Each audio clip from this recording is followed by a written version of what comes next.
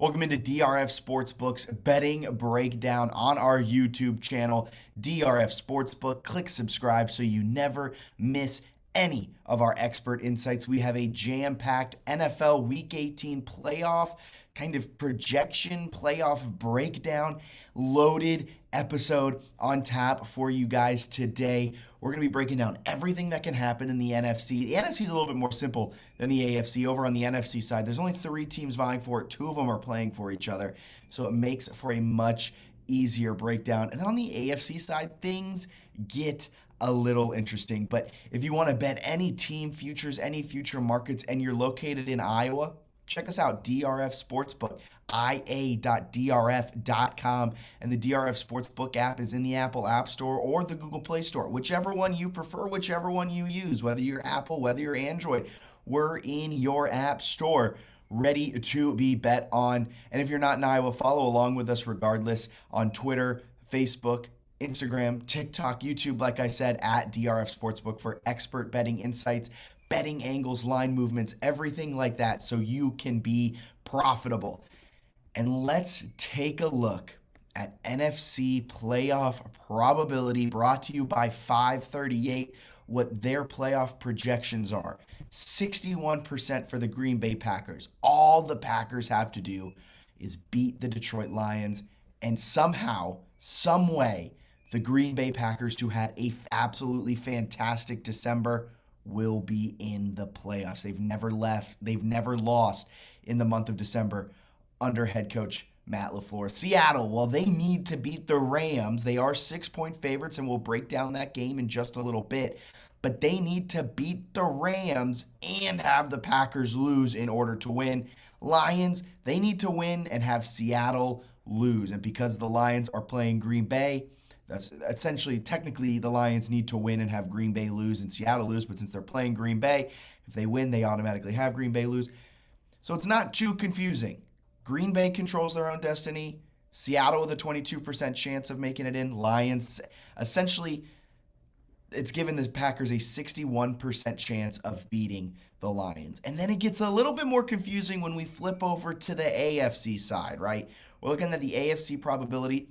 It looks like the Jaguars will be making it in. They play Saturday night, so depending on when you're listening to this, whether it's Saturday night after they've already played or Sunday morning, this may be a little bit outdated. But then the Patriots are right there. The Patriots, they are win and in. Or the Patriots can have Miami, Pittsburgh, both lose, and Jacksonville win. That'll put them in. The Titans, they need to win, and that's their only way in. They have to win. They have to win the AFC South, and they do that by beating the Jaguars. That's why they're the lowest at 26%. 538 probability thinks the Jaguars are all but a shoo-in to win that game. The Jaguars can also make it in if they lose and Miami, New England, and Pittsburgh all loses. 32% chance for the Miami Dolphins. Dolphins need to win and have the Patriots drop the game against the Bills. And then the Steelers at 27%. They need to win, and they need Miami and New England to lose as well. So everyone in front of them has to lose. Jacksonville, if Jacksonville wins, they're the AFC South winner. So that opens up that wild card spot, and that puts them in as a division winner, not a wild card. So then it opens up some opportunities for some other teams. But right now, it looks like the New England Patriots, all they have to do is beat the Buffalo Bills, and they're in the driver's seat to make it. Miami needs to win and have New England lose, and Pittsburgh needs to win and have both of the teams above them lose, and the Titans have to win. That's their only way into the playoffs. So we have a few games. We're not going to be breaking down the Patriots-Bills game. It's tough to handicap. Our thoughts and prayers are out with Hamlin's family. He was just moved to the IR. Breathing tube is out. Everything is sounding very cautiously optimistic, but very optimistic from that camp. But just with everything going on with that game, not going to break that one down. Instead, we'll break down every other game that has playoff ramifications, playoff implications. That'll be Jets, Dolphins, Browns, Steelers, Rams, Seahawks, and Lions, Packers. So starting things off, we're going with Jets against the Dolphins. Dolphins are -3.5 in this game at home. The total is set at 37. And look, I'm not sure I can believe in Miami. Like what we said at the top, Miami needs to win and they have to have New England lose. But with Miami starting what looks to be Skylar Thompson, I don't know if I have enough faith in the Dolphins to pull this one out and cover the spread. It went down just a little bit. It was -3.5. It is now Miami -3. Miami's -150 to win. I think the Jets are the better team in this one. Call me crazy. If Teddy Bridgewater starts, it's kind of different because I think Miami and New York are probably very similar skill set teams if Teddy Bridgewater starts. I know Tyreek Hill, I know all of that, but Sauce Gardner and that secondary of the New York Jets just blanked DK Metcalf for the first time in DK's career. So, I mean, they are legit. And so, if it's Skylar Thompson, that New York defense should absolutely key off on him. Skylar Thompson played 99% of the snaps back in week 5 when Tua was out, when Teddy was out.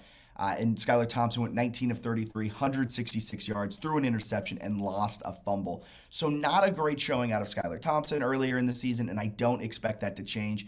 If Thompson's the starter, it's going to be the Jets all day, and Jets would love nothing more than to be spoiler to their AFC East rivals. But Miami is 4-1 against AFC East opponents against the spread this season.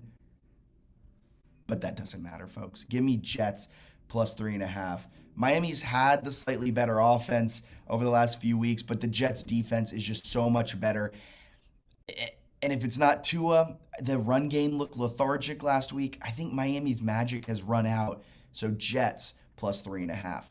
Browns, Steelers. Pittsburgh, we talked about it at the top. They need to win, have Miami lose, and have New England lose, and they're in. But regardless of that, Mike Tomlin's streak of never coaching a team below 500 is on the line in this game, and they're favored at -2.5. And what a last 6 weeks it has been for Pittsburgh. They are 5-1 straight up and against the spread during this winning streak.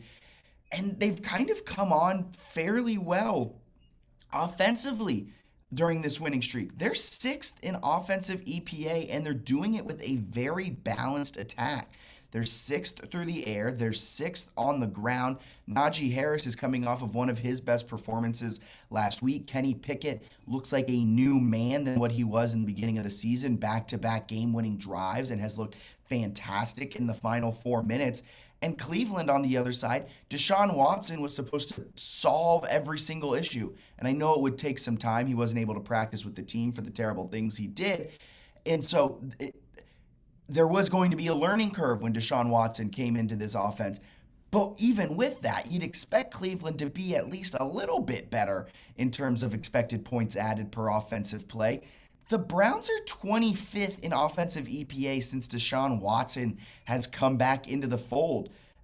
Their defense has been lights out, 2nd in the NFL in defensive EPA per play. That's amazing. But their offense isn't holding their own. But the Steelers, I think, are a little fraudulent in that in being 6th in EPA offensively. I think Cleveland's defense is going to be better. I think Cleveland and Myles Garrett may be able to tee off on the quarterback. I don't know if the Browns can pull out the win, but they looked their best in the second half last week against Washington, so maybe things are starting to click. Give me the Browns +2.5. Moving on to Rams, Seahawks.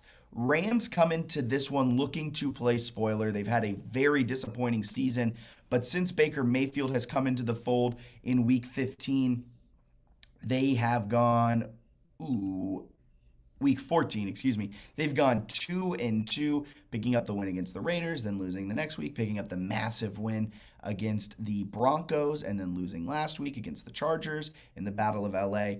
But the Rams have had the Seahawks number as of late, going 5-1 against the spread in their last 6 matchups. And dating back to 1992, the Rams are 23-22 against the spread. Seattle's had the upper hand as they're 25-20 straight up against Los Angeles/St. Louis since 1992. But the Rams know how to cover. Seattle was -6.5 earlier in the season, and Seattle picked up the win. But it was a closer game than you would have expected. So I think the Rams cover in this one, +6. The two teams defensively since Baker arrived in week 14, if we're looking at those last few weeks, defensively, these two teams very similar. There's not going to be an Aaron Donald for the Rams, so that bodes well for a interior Seahawks offensive line that has been struggling to say the least. Charles Cross has been fantastic as a left tackle, but has had some rookie struggles as of late. Abe Lucas for the right tackle side, another rookie, started the season fantastic. He may miss this game being injured, and I believe Stone Forsythe got the start last week, so Stone Forsythe will probably get the start at right tackle again. So the fact there's no Aaron Donald bodes well for this Seahawks front line, which is an offense that has been sputtering the last few weeks, 24th in offensive EPA. If you throw out that first quarter against the Jets last week, they didn't score a touchdown. If they did, it was in garbage time. We're doing it through field goals. And surprisingly, their defense played extremely well against the New York Jets, but that's nothing to write home about. It's the New York Jets. So with both of these teams being what feels like fairly similar since week 14, where the Seahawks have regressed and the Rams have gotten slightly better, I'm going to go Rams +6 in this game. I think the Seahawks win, and I think it eliminates the Lions from playoff contention. And so Seattle fans, myself included, will be sitting on the edge of our seats watching Sunday Night Football. But I don't think they're going to dominate the Rams by any means. McVay and Carroll have been going head-to-head for the last few years now, and it seems like when one side gets an edge, the Rams would love nothing more than to play spoiler. So it's going to be a close game. Rams +6. And last, but certainly not least, Packers-Lions. Going to scroll open for this game. Packers-Lions. Packers are 10-1 against the spread in home games against conference opponents the last two seasons. But you then flip it on its head. Dan Campbell is 10-0 against the spread against poor defensive teams. And if we're looking at the season as a whole, the Packers are one of the worst defensive units from weeks 1 to 17 in the NFL. But since December, the Packers have gone 4-0. They went 3-0 in December, have still yet to lose under Coach Matt LaFleur in December. Green Bay has turned something on. They're +9 in turnover differential. That's really the difference. They're +9.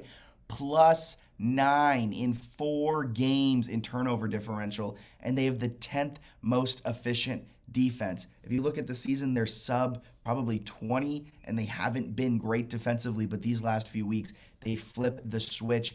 And on the offensive side, they finally got things going. They've gotten Christian Watson involved. They have the run game firing on all cylinders.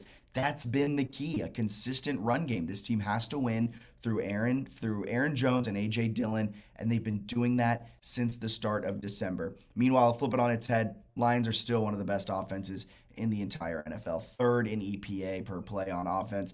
And their defense, while it was at 1.31st, they've jumped up to 23rd. So they're not good on defense. They're not in the top half of the NFL, but they've still jumped up 10 spots and increasing anything from how bad that defense was to where it is now. I mean, that helps because you have one of the best offenses in the history of the NFL. I mean, this team was putting up mind-boggling numbers there for a bit.